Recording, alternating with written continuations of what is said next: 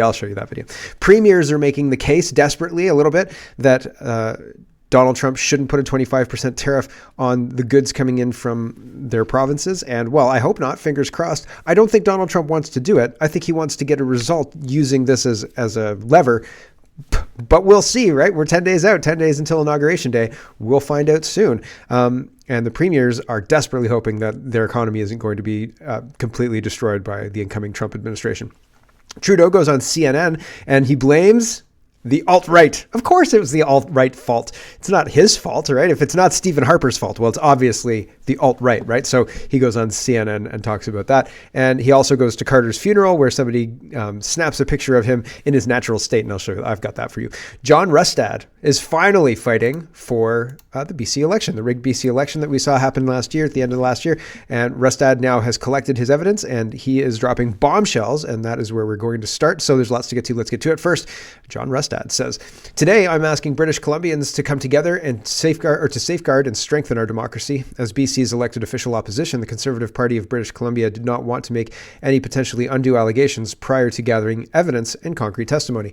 We wanted to be absolutely certain that there was meaningful, pointed testimony and concrete evidence gathered before taking the necessary step of asking difficult questions that may unintentionally shake public trust in our electoral process."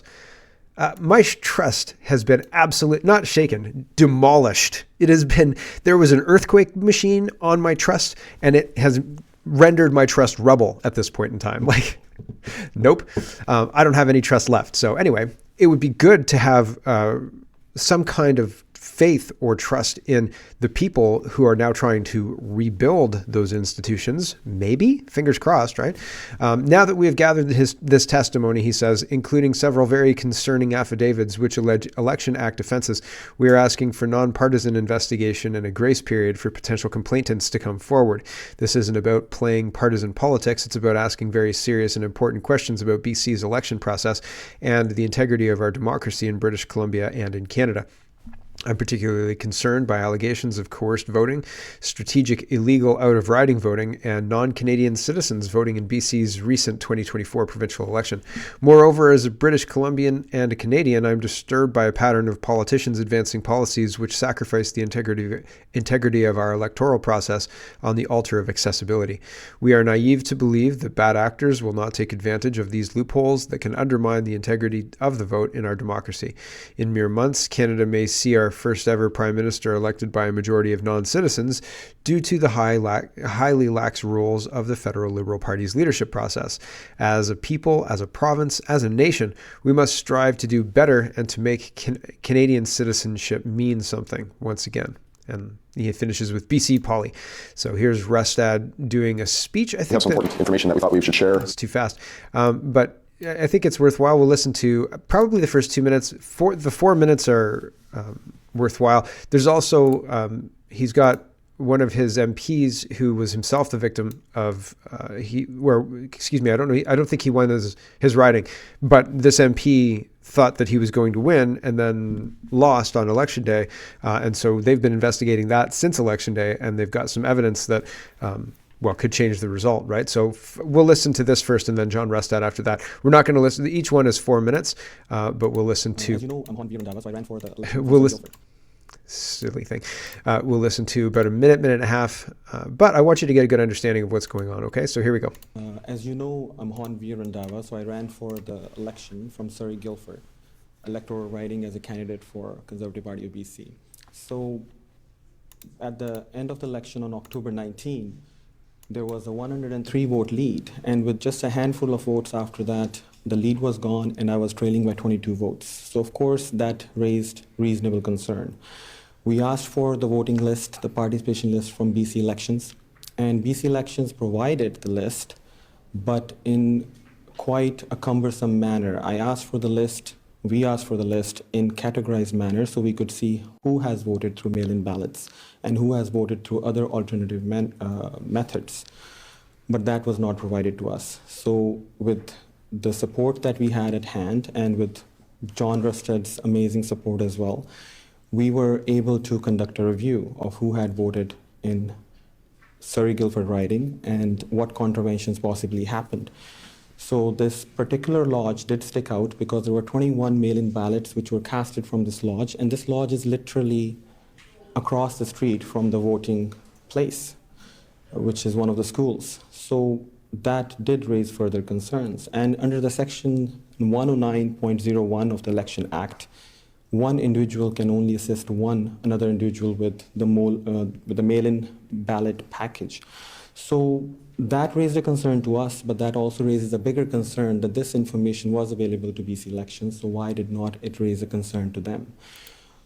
We'll leave it there for a minute. We're going to hear more about the mail-in ballots and that the addictions house that had staff helping the people in the addictions house to do mail-in ballots, even though they were right across the street from a proper polling station. Here's John Rustad talking about this. Again, we won't listen to the whole thing, but it's important that we hear what's going on. We have some important information that we thought we should share with the media with regards to the election in 2024.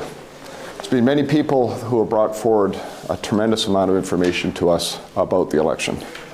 We need to be able to have confidence in the democratic process. We need to have confidence in the results. We need to have confidence in how business is conducted in this province by governments. So since the election, we have had a group of people that have been looking into a number of things, a number of issues that have come up and that have been raised. But I think probably some of the more disturbing things that we have found is in particular in the riding of Surrey-Guildford. One of the more serious issues we have found was associated with a care facility, a seniors home, where 21 mail-in ballots were cast. Mail-in ballots where the voting station was just 80 meters across the road from where this facility was located. There's concern that these votes, that a third party has come in and been partaken and part of how these votes were cast and done. It is a serious concern that needs to be looked into with regards to an investigation. He also wants to suspend the Elections Act penalties in order to do a fulsome investigation for foreign voting or anybody who suspects foreign voting. And he wants a really robust investigation, and he wants 90 days grace period in order to be able to encourage people to come forward with the information that they've got. The care home or the addiction house that is referenced by this gentleman here, and I'm sorry, Hovinder Singh Randhawa, he references the addictions house. This is what was going on in the addictions house, and this is by Odyssey. I think that's how you say her name. And she's reading out the media package that was given to Bell Media and everybody else talking about this flop house. This is just one instance, and it's 21 votes or 21 people. And there's some really concerning things in the affidavit. So this is what people at that flop house were saying about the process. Do not know who I voted for. I marked the ballot where they pointed it, and I was led to believe that I had no choice but to mark the ballot. Otherwise, I feared that I'd be kicked out of the house. The blank from the staff were standing right next to me when I marked the ballot. No one else was around at the time. Many of the other residents of the lodge are not in their senses as they talk to themselves and do not appear to know what they're doing, as they are fidgety and unable to hold a basic conversation or express themselves. It is my personal experience and a shared sentiment among the residents of the lodge that if we do not do as the staff asks us, they do not treat us appropriately or with compassion. Resultantly, we do not question them. I am under no undue pressure or duress, and I confirm that I am executing this declaration as per my free will, and I make this solemn declaration conscientiously believing it is to be true and knowing that it is of the same force and effect as made under oath, declared before me at the city of Surrey in the province of BC. And there's more. That's just the tail end of one affidavit from one member, one person who lives in that house, saying that if we don't do what the staff tell us to do, then they punish us. Basically, we're supposed to listen to them. If we don't listen to them, they get mad and they don't treat us well. And so if they tell us to vote for the NDP, we have to vote for the NDP. He actually says that earlier on in the affidavit. and apologies that it wasn't lined up, but there's 4 or 5 different ones. She's reading a bunch of them. You can access it as well. A link should be in the description. And the link to this tweet is in the description as well. Odessa says, here is the entire package that BC media received with more intricate details about the alleged possible election fraud by BC NDP and or their supporters during the recent BC election. There's a total of 20 pages. So there are 4 per post and the rest are in the comments section. And so you can go through all of the affidavits yourself and read just how crazy this whole thing is. If you're interested, the media does a piece on it, but honestly, the real meat and potatoes is kind of glossed over a little bit. I'll read this to you here, just so you can understand how even hearing a little tiny bit of the affidavit from the source is better than just reading anything in the article. John Rustad, the leader of the BC Conservative Party, said his party has uncovered what he calls voting irregularities in the critical Surrey-Guildford riding, where the margin of victory was just 22, and which gave the provincial New Democrat Party its majority. Rustad said his party has been digging into many reports of issues that came up during the fall election. He says his party has found what he calls a number of irregularities in the election. Part of that is how voting happened in seniors' facilities. Part of that is people who may not have lived in the riding. Part of that is people who voted twice. There's other components as well, so there's still a lot of things that we're looking into, Rustad said. For example, we've had lots of reports of people who are not Canadian citizens who have voted in this election, people who are not Canadian citizens who received an invitation from Elections BC to vote. Another bit on the Rustad thing is he wants all Canadian licenses, driver's licenses to indicate whether you're Canadian citizens or not, et cetera, to make sure that voting is done properly. So that's interesting. That's something I didn't highlight. There's care facilities where some people had not even requested mail-in ballots, yet were asked to fill out ballots. In some cases, didn't know what it was for or who they were voting for, Rustad told CTV News when asked about the nature of the concerns at care facilities. He said the party will provide affidavits regarding the alleged irregularities in seniors' homes.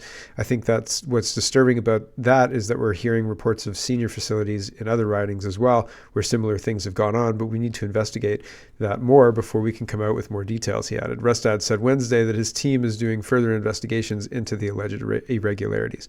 So stay tuned. We'll find out more shortly, I would imagine. Here is Pierre Poilievre, and he's calling for pride in Canada. Canada needs to stop tearing down its idols and heroes and stand up for, our history and all that stuff. It's a bit late. And Grams says, pride in what? A shitty constitution? 338 MPs clapping for Nazis?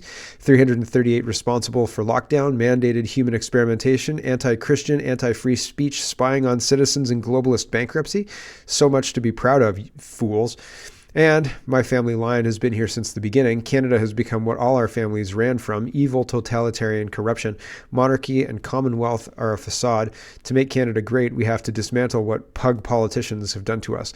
So yeah, I have a hard time being proud of 50% tax rate, importing an entirely brand new replacement population. We're supposed to be proud of this? We are being abused by our government. And now Poilievre's gearing down to say, oh, let's be proud and talk about John A. Macdonald again. I don't believe him. Holy cow. It seems disingenuous. Be proud? Give us something to be proud of. The dream that started with John A. Macdonald. Yes, I said John A. Macdonald, who believed in an independent and sovereign Canada. We need to uphold our heroes, stop tearing down our symbols, remind people who come here that when they're given a Canadian flag and they land on Canadian soil, that it's the greatest gift on earth and that they should be proud to be part of the Canadian family. That's what it means to be a proud Canadian. That's what it means to put Canada first. Let's bring it home. To send money to Ukraine? To send money to Israel? Is there an Israel flag in the background of this one? Oh, I guess not. Right? Must have missed it. It's pride, right? I'd love to feel pride in this country, right? I feel pride in the citizens, my fellow citizens type deal. I don't feel pride in our leadership. I don't feel pride in what we're doing on behalf of Canada in a lot of things, right? It seems like we're doing the wrong thing. Cat Canada says, Pierre Poilievre, the Libs just want to elect another Justin Trudeau who has a different face. They're all Justin Trudeau. They're all just like Justin Trudeau. This is weird. This is clumsy. Maybe it's the mess. I understand what he's trying to say. It just feels clumsy. But I get the point. Here is Pierre Poilievre talking about Liberal leadership. Here we go. And so, right before an election, the Liberal MPs want to elect another Justin Trudeau who has a different face. They're all Justin Trudeau. They're all just like Justin. In the next election, I will be running against Justin Trudeau. Whether his name is Justin Trudeau, or his name is Chrystia Freeland, or Carbon Tax Carney, or Carbon Tax Clark, they will all be Justin Trudeau. They supported everything he's done, and they promise to keep doing it. And if they say otherwise, we know they're lying, because they would have done so earlier. Let's go through the list. You have Carbon Tax Carney himself to this day. He's on the Liberal website as the Chief Economic Growth Advisor to Justin Trudeau. He hasn't even resigned from that position after Justin Trudeau has resigned himself as the leader. Presumably then, Carbon Tax Carney supports every single economic policy that has given us the worst decline in per capita GDP of any G7 country. So his policies don't work, right? That's what Poilievre is trying to highlight there. We're going to talk about the Liberal leadership race in a few minutes and Trudeau, but first we have to talk about what's going on with Trump and the whole Trump everything, because it's kind of all encompassing at this point in time, 10 days out. Benny is highlighting Jimmy Carter's funeral and insane what is happening here. And the highlight of the funeral was Trump and Obama having a tete-a-tete, right? They were talking about something. Everybody was wondering what they were talking about. They asked Trump what they're talking about. Obama's killing himself laughing. He's like, hee, that's super funny, Donald Trump, you're hilarious. And the post-millennial captions this. And then I called him Governor Trudeau. Hilarious. Awesome.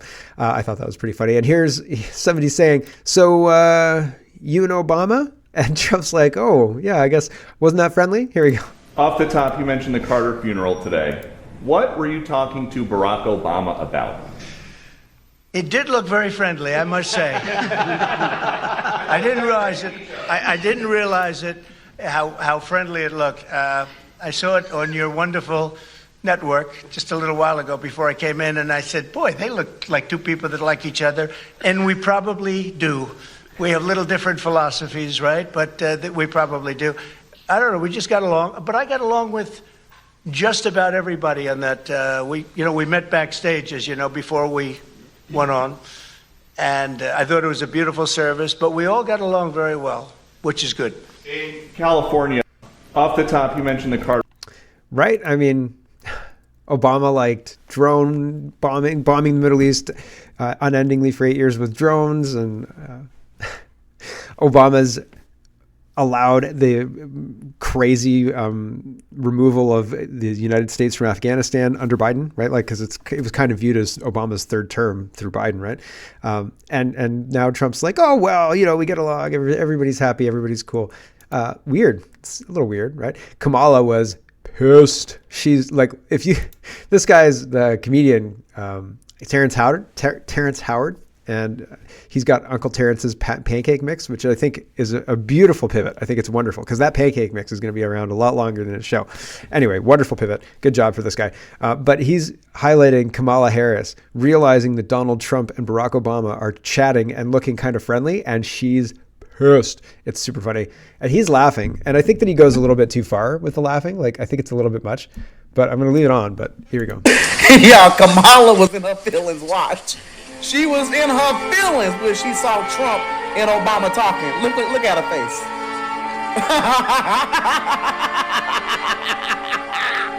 Oh, you in your feelings, Kamala? Oh, you big mad, a little mad. You big mad, a little mad. She pretending to read something because her feelings was hurt. And isn't she getting a divorce from her husband or something like that? So it's weird that he's there, right? Isn't that weird? Is it weird?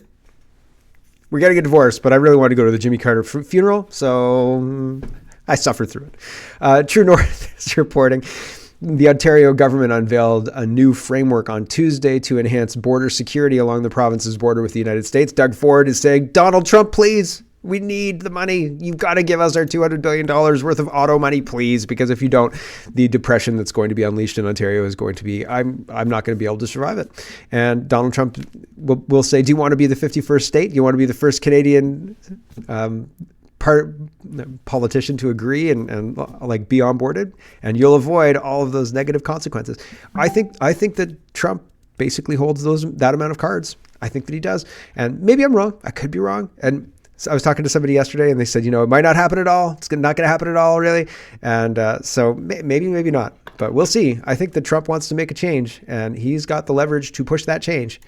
Danielle Smith is also trying to make sure that those tariffs don't impact her. I think Trump wants our energy. Somebody said Trump wants our energy to take on BRICS. Maybe.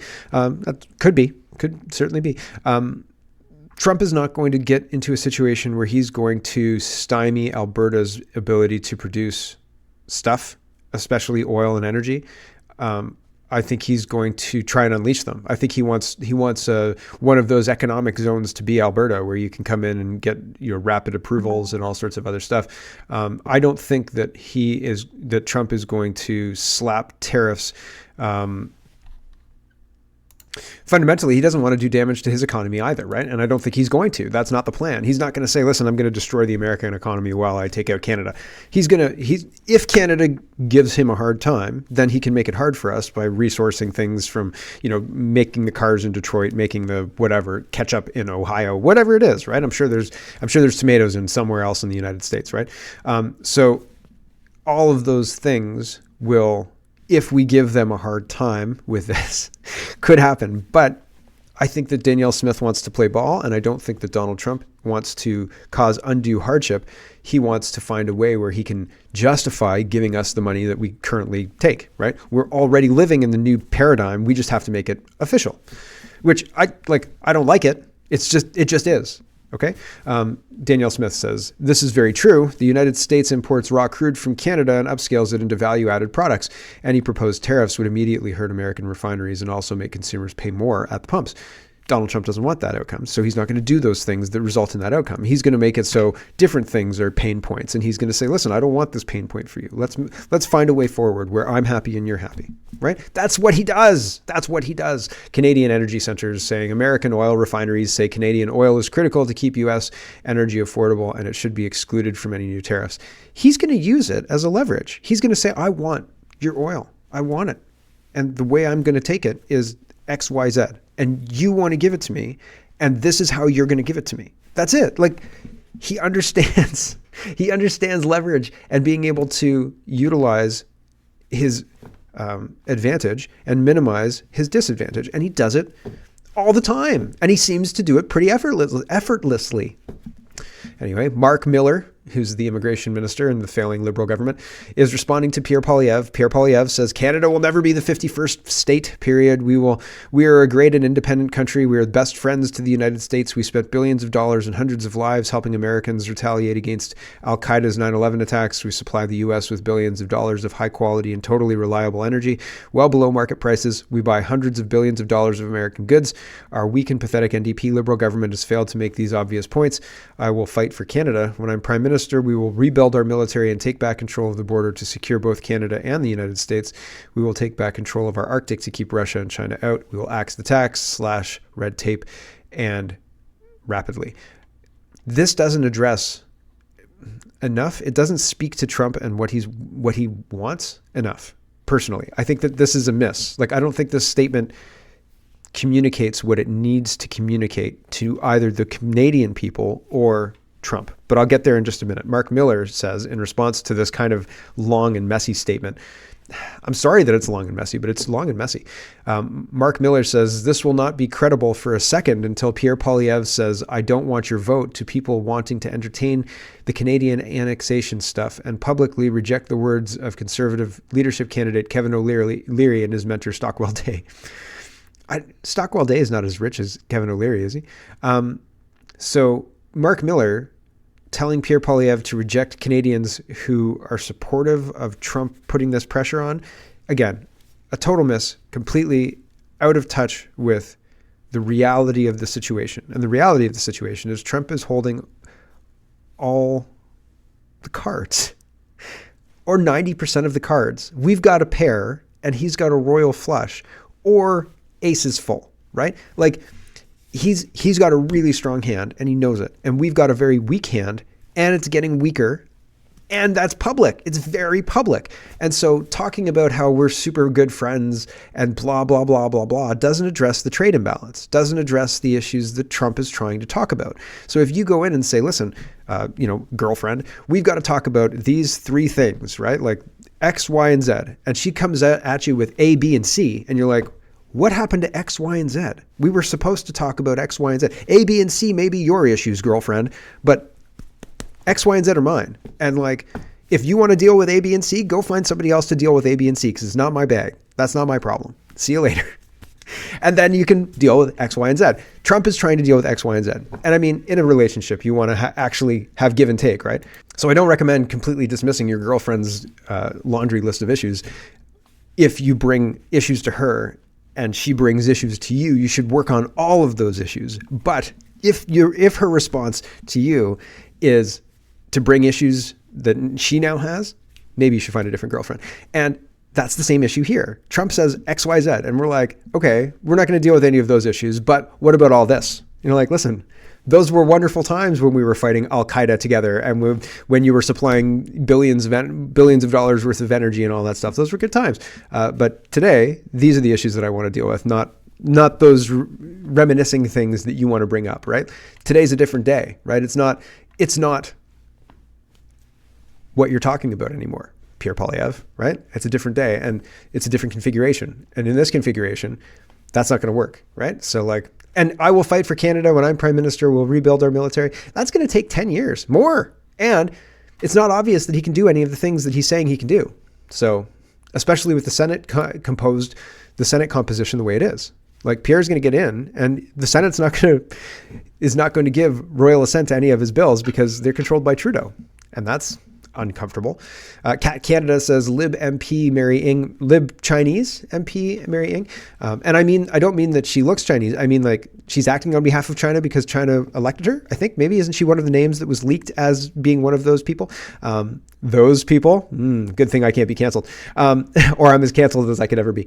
Anyway, Chinese MP Mary Ng frantically explains how Canada cannot and should not become the 51st state of the U.S. after a week of Trump's troll posts and comments about it. I don't think he's trolling. I mean, he's trolling because it's hilarious, but he's super duper serious. I've got to say, it gives me satisfaction to see the libs this frazzled. This is the same problem as Poilievre.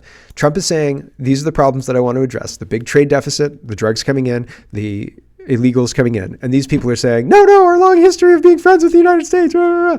Yeah, bullshit, man. Well, if we're so good friends, maybe you should stop the drugs coming in and the illegals coming in. Hey, good friend?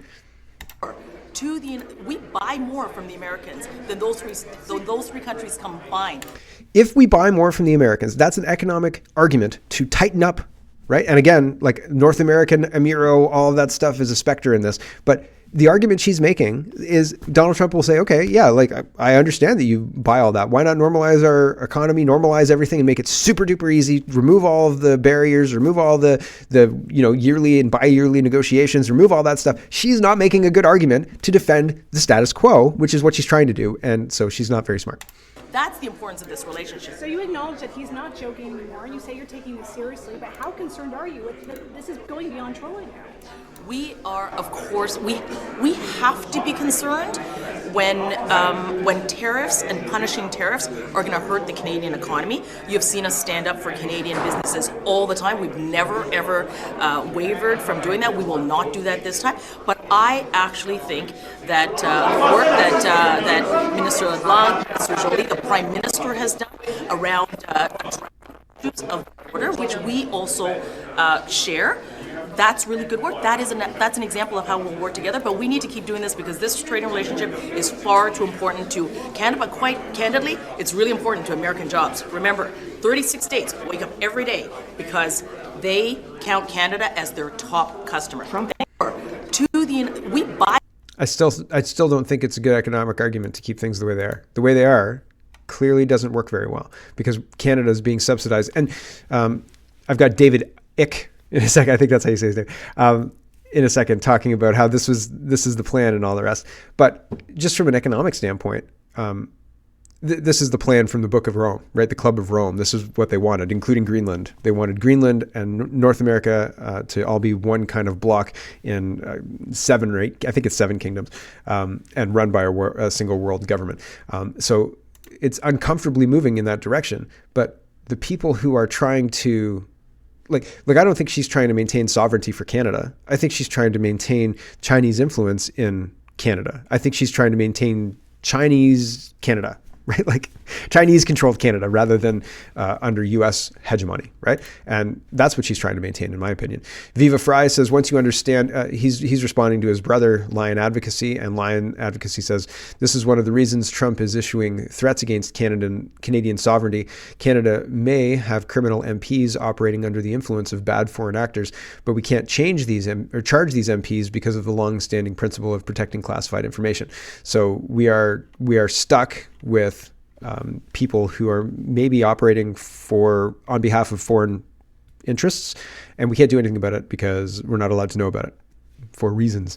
And Viva Fry says, once you understand that Canada has become a national security threat to the United States, with 3 times more individuals on terror watch lists being encountered crossing into the US from Canada than Mexico, and once you understand that we have MPs who are certifiably compromised either by Chinese Communist Party or Indian interests, you might stop freaking out at Trump reacting to the problem and start freaking out at the problem itself. Yeah, the government doesn't belong to us, and it hasn't for a long time. And Trump saying, maybe I'll buy Canada. That's maybe freeing the Canadian people from Chinese influence or foreign influence. And we don't seem to be able to do it ourselves, so maybe we need the help. But at the same time, the other side of that coin is the Amero, right? Is the single North American bloc that has been lusted after by the Club of Rome. We wouldn't let Klaus Schwab do it, but we'd let Donald Trump do it. Weird, right? Same that you wouldn't let Klaus Schwab put a chip in your brain, but you'd let Elon Musk, right?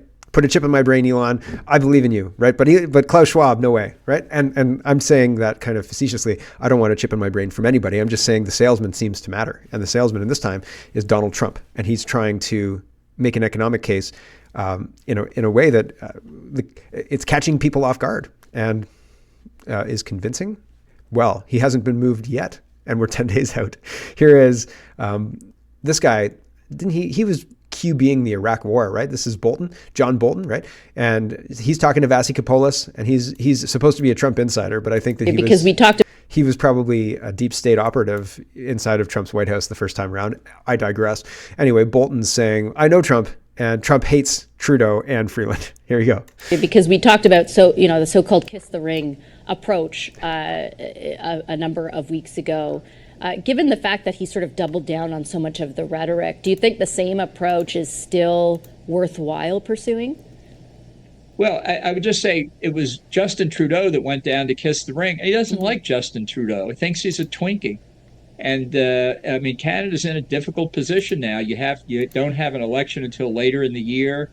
The Liberal Party has to pick a new leader. Trump doesn't like Chrystia Freeland either. Because we talked about. Yep. I mean, that's an understatement. Trump doesn't like Chrystia Freeland or Trudeau. So yeah, that's a problem. Here is 2 minutes on the North American Union. Greg says it's about creating the super states. And this is a picture of the Book of Rome. Oh, it's 8 kingdoms, I guess. I thought it was 7, but that's Westeros, right? Obviously. 1 is North America. 2 is Europe. 3 is, where's 3? Oh, Japan. Japan's 3? Huh. I mean, I guess economically that's a viable area. That's why they needed to have multiculturalism introduced, right? 4 is Australia and South Africa. 5 is China, Asia. 6, where's 6? Oh, South America. 7, North Africa. 8, rest of Africa. 9, Middle East.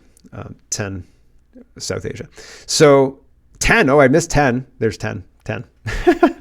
That's the Book of Rome. That's the Club of Rome. That's what they're trying for. And here's David Icke.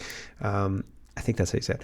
And he's talking about how sinister this is. And he's talking about, remember the 90s when this was a bad conspiracy that we don't want? right? All of a sudden, it's economically, it makes perfect sense. And obviously we'd go in this direction, blah, blah, blah, blah, blah. And I honestly believe that the rhetoric of Trump is winning more hearts and minds at this point than the rhetoric of status quo. Let's not change anything in Canada. Everything's great. Because it's not. It's not. Here we go.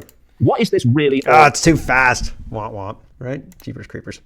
Mark P. Get professional, for crying out loud. Here we go. A bloody bout.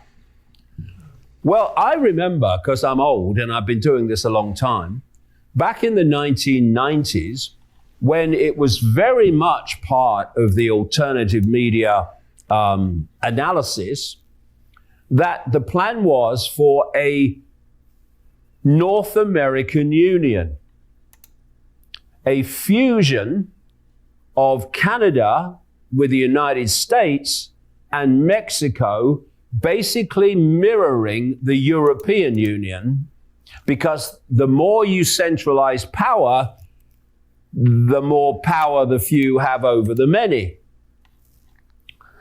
And the line was in the 1990s that this NAFTA, North American Free Trade Agreement, was the stalking horse for eventually this political economic fusion of those countries. Now, here's another map which came out of the Club of Rome. The Club of Rome was created in 1968 to use concerns about the climate and the environment to justify centralization of power. And of course, they've done it ever since. And human caused global warming is all part of that package, that approach. And they came out with a map of how they wanted to break the world up into regional groups, which of course would be controlled centrally by a world government. And what did they say? They wanted a fusion of the United States, Canada, and, Greenland. So there you go. Economically viable. Hello, everyone. Thanks very much for watching. This is just a short version of a longer show. If you'd like to get the whole show, you can go over to CanadaPoly.com and sign up for a subscription. Just look in the drop-down tab for Shop and Donate and look for subscriptions, and you'll get immediate access to the full show. Love to see you. Thanks for watching, everybody. Have a wonderful, wonderful